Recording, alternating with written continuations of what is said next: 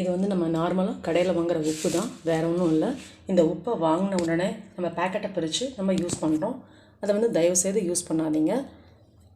அது வந்து நம்ம எப்படி அதை ரெடி பண்ணி யூஸ் பண்ணணும் அப்படிங்கிறத நான் காமிக்கிறேன், பாருங்கள். இது வந்து ஆன் பண்ணிக்கணும்.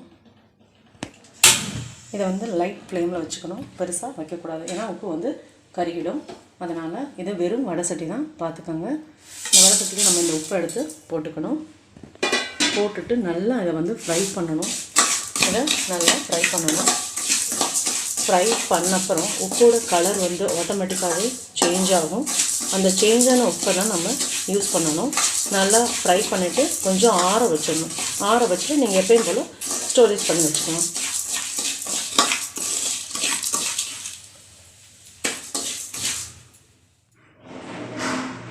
இந்த நான் வறுத்ததை பார்த்திங்கன்னா, இங்கே பாருங்கள், இதை வறுத்த உப்பு டிஃப்ரென்ஸ் தெரியும்.